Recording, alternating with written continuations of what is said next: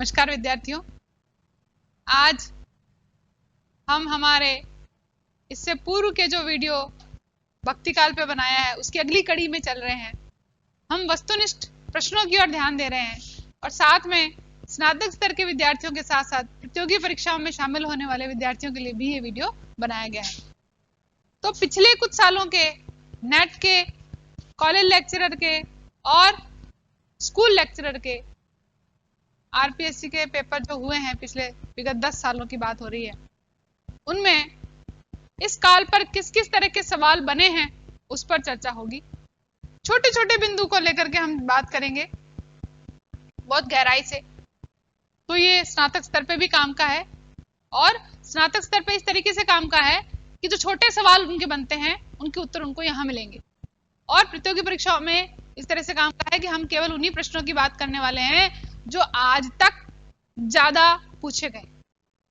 देखिए, यदि हम नेट की बात करते हैं तो नेट में क्रम वाले सवाल बहुत बार पूछे गए हैं कि निम्नलिखित कवियों का क्रम निर्धारित कीजिए, निम्नलिखित कृतियों का क्रम निर्धारित कीजिए, निम्नलिखित कालों का क्रम निर्धारित कीजिए। इस प्रकार से कभी कभी ऐसा होता है कि अलग अलग लेखकों या कवियों की कृतियां दे दी और आपको उनका क्रम निर्धारण करने के लिए दिया गया, या कभी कभी एक ही लेखक या कवि की रचनाएं दे दी और आपको उनका क्रम निर्धारण किया गया, या जन्म के आधार पर कवियों या रचनाकारों का या आलोचकों का क्रम निर्धारण करके आपको दिया गया।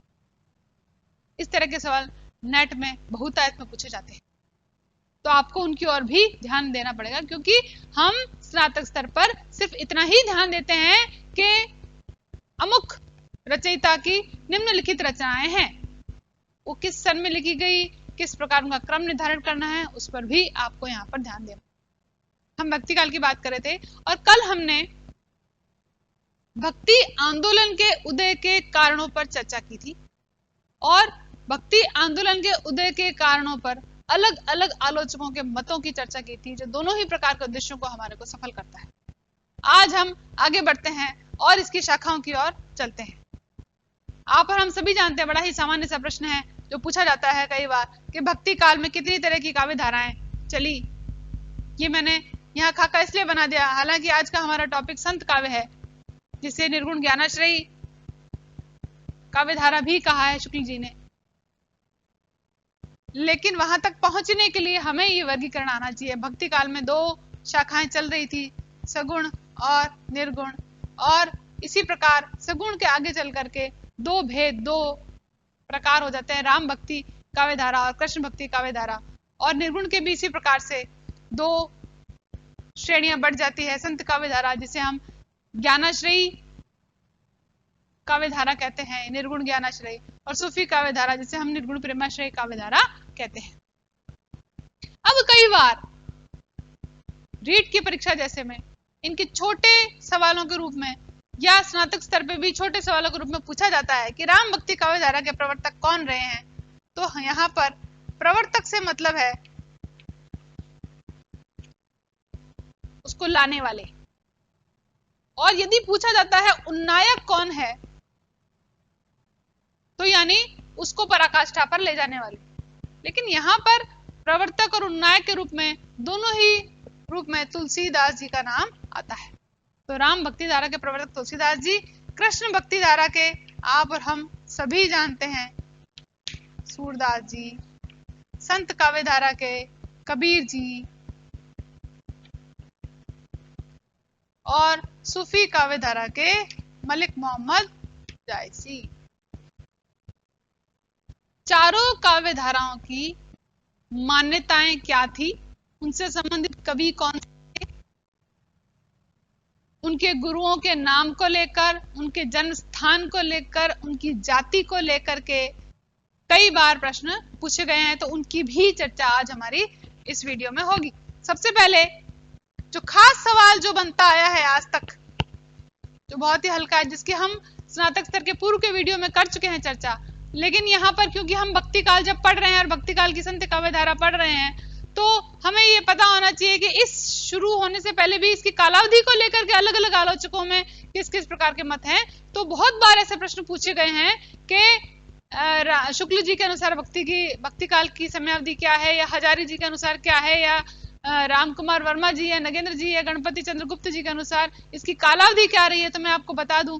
सर्वाधिक विवादित काल के रूप में हम आदिकाल को पढ़ते आए हैं, उसके बाद रीति काल को पढ़ते आए हैं, लेकिन ये ऐसा काल है जिसमें सबसे कम विवाद या ना के बराबर विवाद यदि किसी कवि के जन्म को लेकर के जरूर हो सकते हैं, बाकी इस काल में विवाद ना के बराबर रहे हैं। तो इसकी कालावधि देख लीजिए, अविवादित है। इसलिए वैसे हमेशा प्रतियोगी परीक्षाओं में ऐसे सवाल पूछे जाते हैं जो अपवाद स्वरूप हो, जो विवादित हो, या हाल ही में उनसे संबंधित कोई मुद्दा उठ करके आया हो। जैसे किसी कवि का जन्म पूछ रहे हैं तो हो सकता है हाल ही में किसी कवि, लेखक या आलोचक की जन्म शती आई हो, या उनके जन्म स्थान या समाधि स्थल पर कोई विवाद या कोई घटना ऐसी हुई हो कि वो चर्चा में आ गया हो। तो ऐसी बातों पर सवाल जो है ज्यादा पूछे जाते हैं। तो यहाँ पर हम नामदेव जी की भी चर्चा करेंगे। हाल ही में 750वीं जयंती उनकी मनाई गई थी, तो हो सकता है इस बार की परीक्षाओं में नामदेव जी को स्थान मिले। कालावधि की बात करते हैं। यहाँ मिश्र बंधु, सबसे पहले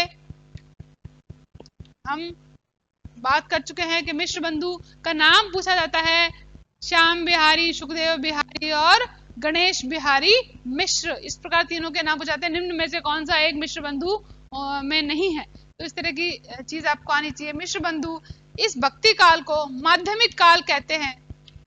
नाम भी देखिए और साथ में कालावधि भी देखिए। और माध्यमिक काल को ये फिर से दो भागों में बांटते हैं, पूर्व माध्यमिक काल और प्रौढ़ माध्यमिक काल। और इसकी कालावधि बताते हैं 1445 से लेकर 1560 विक्रम संवत। आपको मैंने पहले ही बताया कि विक्रम संवत और ईस्वी सन में 57 साल का अंतर है। प्रौढ़ में 1561 से लेकर 1680 विक्रम संवत। यह अवधि देकर भी बहुत बार पूछा जाता है किसके अनुसार ये कालावधि है। दूसरा है शुक्ल जी की बात करते हैं, यानी रामचंद्र शुक्ल की यहाँ बात हो रही है।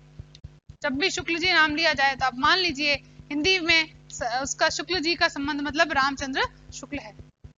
शुक्ल जी सन 1375 से 1700 विक्रम संवत, ये विक्रम संवत में ही अपना सारा का सारा काल विभाजन देते हैं शुक्ल जी। गौर से, ध्यान से इस चीज को याद कीजिएगा, क्योंकि कई बार जो है इसी समय को सन में दे करके और पूछ लिया जाता है। हमें ये आंकड़ा तो याद रहता है, लेकिन हमें ये याद नहीं रहता कि विक्रम संवत की बात हो रही है। तो दोनों बातों को यानी ईस्वी सन में भी याद कीजिए और विक्रम संवत में भी याद कीजिए। तीसरा बात होती है राम कुमार जी वर्मा, जो कि बिल्कुल ऐसा का ऐसा भक्ति काल का शुक्ल जी का अनुसरण करते हुए इसी काल को मानते हैं। अगला नाम गणपति जी का है, जो कि गणपति चंद्रगुप्त की बात हो रही है यहाँ पे। ये 1350 से लेकर के 1600 ईस्वी, ध्यान दीजिए यहाँ ईस्वी सन की बात हो रही है, विक्रम संवत की नहीं। तो आपके साथ गलती वहीं पर होती है कि कुछ चीजें आप ईस्वी सन में याद कर लेते हैं, कुछ चीजें आप विक्रम संवत में याद कर लेते हैं। वो संख्यात्मक आंकड़ा तो आपके दिमाग में रहता है नजरों में, और जैसी परीक्षा प्रश्न पत्र में आता है और आप सिर्फ उस आंकड़े की ओर देखते हैं। इसके अलावा है नगेंद्र जी। नगेंद्र जी जो है वो 14वीं शती से ही बहुत बार पूछा गया है। 17वीं शती के मध्य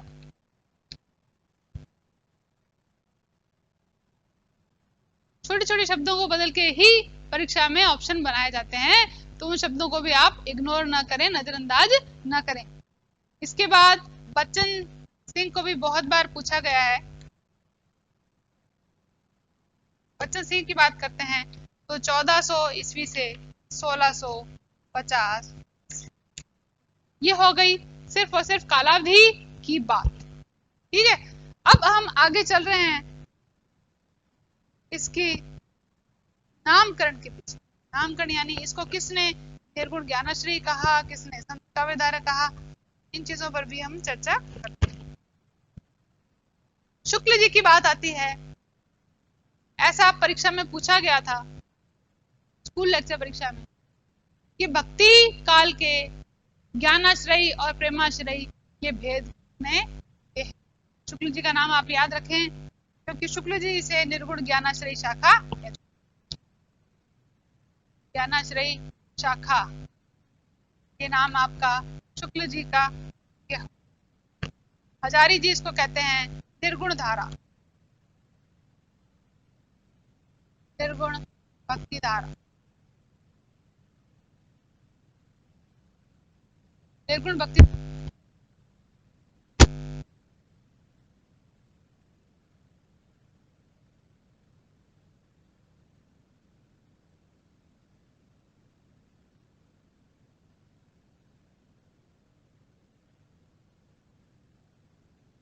कुमार वर्मा, परशुराम चतुर्वेदी और गणपति चंद्रगुप्त, ये तीनों ही से संत काव्य धारा कह करके नाम।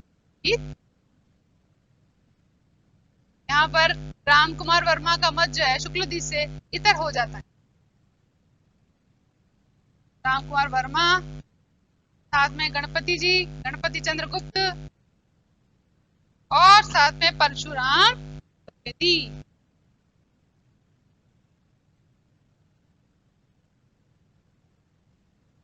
हम भक्ति काल को वस्तुनिष्ठ रूप से इसीलिए पढ़ रहे हैं क्योंकि भक्ति काल में जो चार धाराएं हैं, उन चार धाराओं में सिर्फ संत काव्य को लेकर के चल रहे हैं। संत काव्य धारा पे आज तक जितने भी सवाल बने हैं, उन सवालों में किस किस तरह की वस्तुनिष्ठ प्रश्नों को पूछा गया है, सिर्फ उन्हीं की चर्चा हो रही है।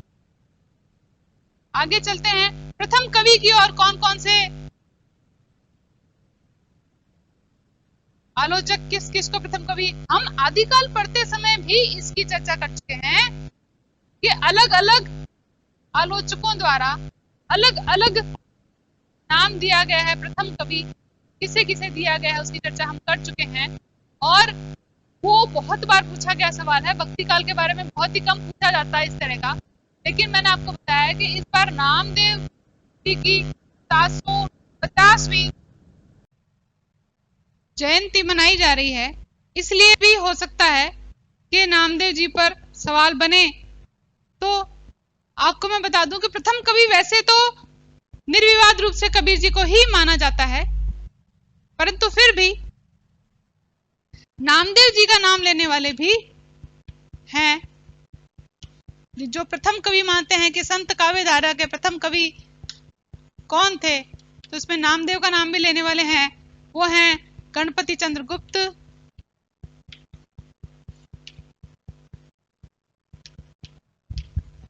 और राम कुमार वर्मा जी।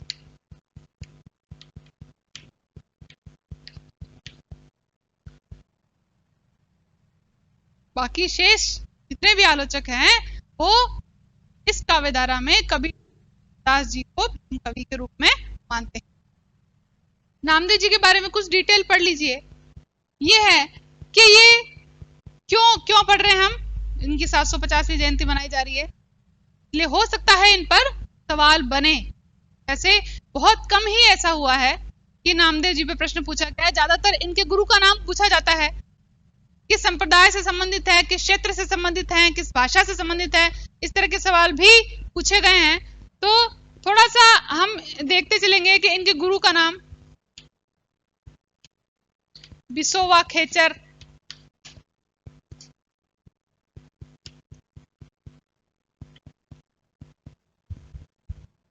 महाराष्ट्र के थे, और महाराष्ट्र में उस समय दो संप्रदाय धर्म का प्रचार कर रहे थे, और दोनों ही संप्रदाय के बारे में पूछा जा सकता है, क्योंकि जब नामदेव जी का नाम आ रहा है तो हो सकता है महाराष्ट्र से संबंधित या मराठी भाषा से संबंधित और संप्रदाय भी पूछे जाएं। महाराष्ट्र के दो संप्रदाय थे, एक वारकरी संप्रदाय और एक महानुभाव संप्रदाय। ये दोनों ही संप्रदाय, वारकरी महानुभाव संप्रदाय जो थे, उनके प्रवर्तक का नाम था चक्रधर। क्योंकि इन संप्रदायों के बारे में डिटेल में कभी नहीं पूछा जाता, इन संप्रदायों से संबंधित या तो इनके प्रवर्तक का नाम या ये किस क्षेत्र में है, किस भाषा से संबंधित है, इसी प्रकार का प्रश्न जो है वो प्रतियोगी परीक्षाओं में पूछा गया है।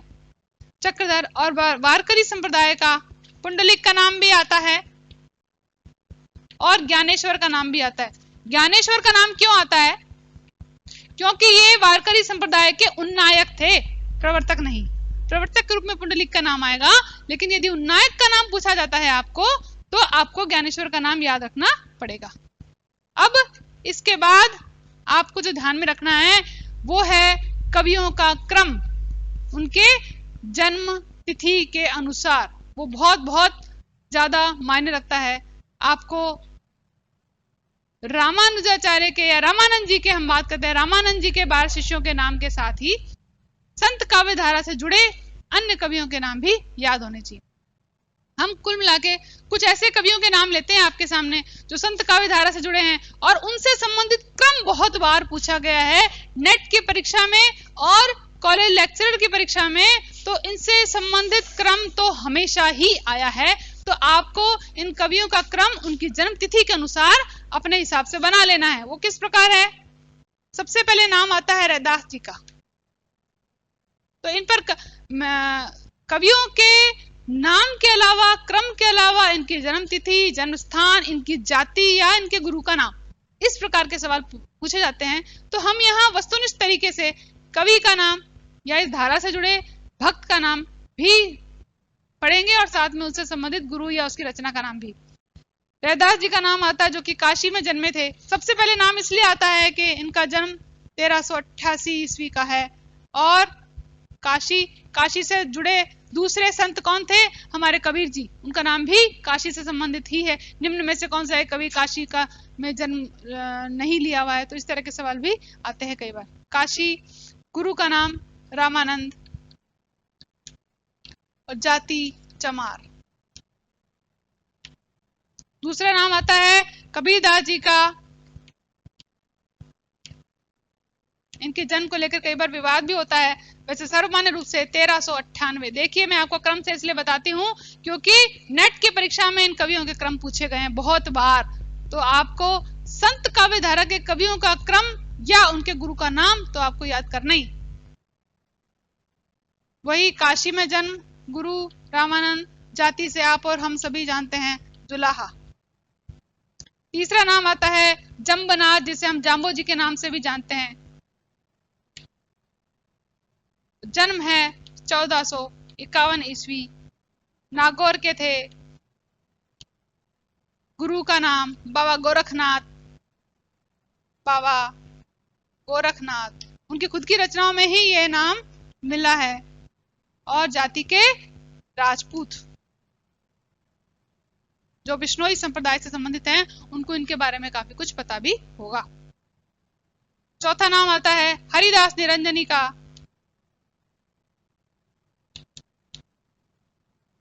तो सन 1455 में। अब आपको क्रम निर्धारण में दिक्कत नहीं आएगी, आप क्रम निर्धारित कर सकते हैं किस प्रकार इनकी जन्म के हिसाब से क्रम बैठता है। डीडवाड़ा में जन्मे थे। गुरु का नाम था प्रागदास। जाति का कहीं उल्लेख नहीं मिलता। उसके बाद आते हैं हमारे नानक जी। 1469 में जन्मे। नानकाना साहब इनके जन्म स्थान का नाम है, और कई छोटी छोटी परीक्षाओं में जन्म स्थान के नाम को लेकर बहुत बार पूछा गया। तलवंडी नाम से भी पूछा जाता है और नानकाना साहब नाम से भी पूछा जाता है। जाति के खत्री थे।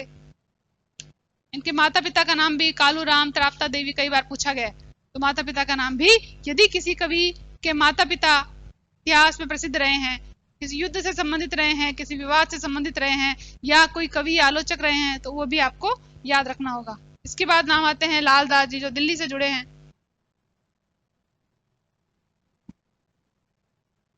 जन्म इनका एमपी में है सन 1519 में। खजूर नाम की जगह थी, एमपी में है, यानी मध्य प्रदेश में है। मनरंगीर इनके गुरु का नाम था। मनरंगीर, जो इनकी रचनाओं में ही इस गुरु का नाम या उल्लेख मिलता है। जाति से ग्वाला थे। इसके बाद क्रम में आते हैं, बहुत बार पूछा गया है, नानू, दादू, रज्जब, सुंदर, ये नाम बहुत बार पूछे गए हैं। तो ये क्रम तो आप याद कर ही लीजिए, क्योंकि इस क्रम से तो मान लीजिए आप एक सवाल तो है ही। दादू दयाल, पूरा नाम दादू दयाल है, हम दादू नाम से जानते हैं। सन 1544 में इनका जन्म है अहमदाबाद में।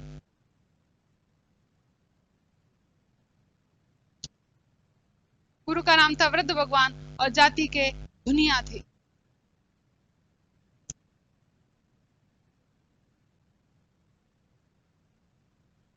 अगला नाम है मल्लुक दास का।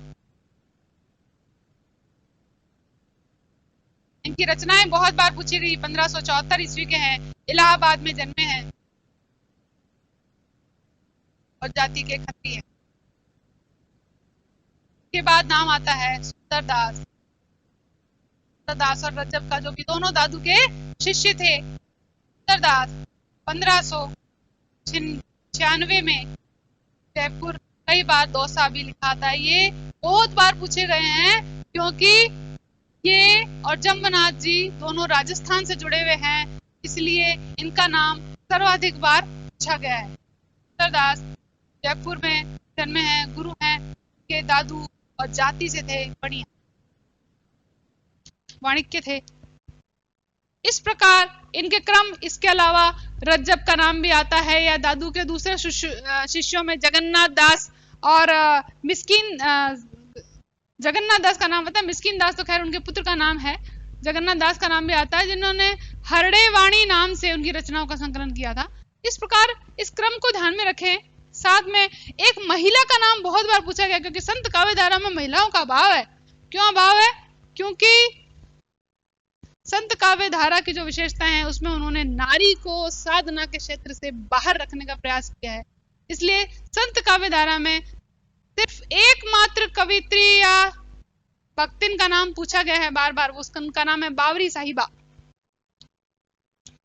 बावरी साहिबा।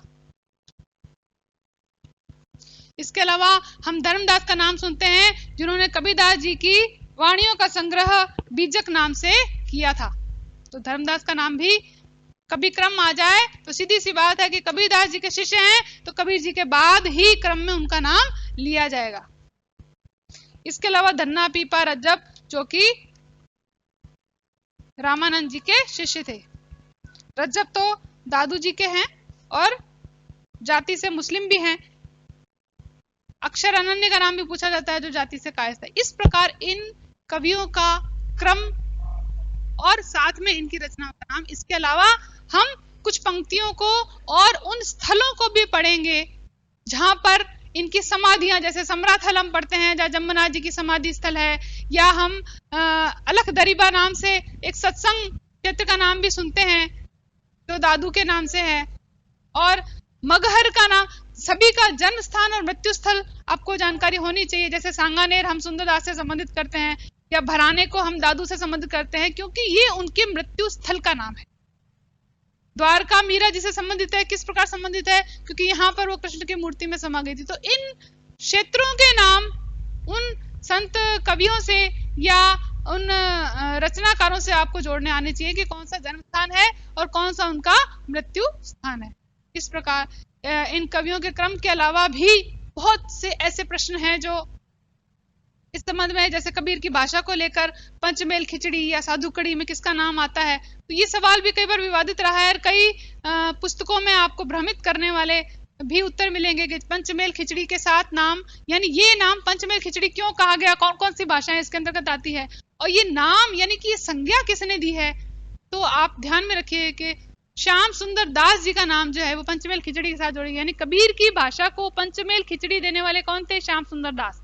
और रामचंद्र शुक्ल ने ये नाम नहीं दिया है, श्री रामचंद्र शुक्ल ने इसको साधुकड़ी भाषा नाम से अभिहित किया है। तो इन चीजों को आपको याद रखना है, ध्यान में रखना है। और भी इससे संबंधित जो प्रश्न होंगे वो हम कमेंट बॉक्स में चर्चा करेंगे और व्हाट्सएप में भी चर्चा करेंगे।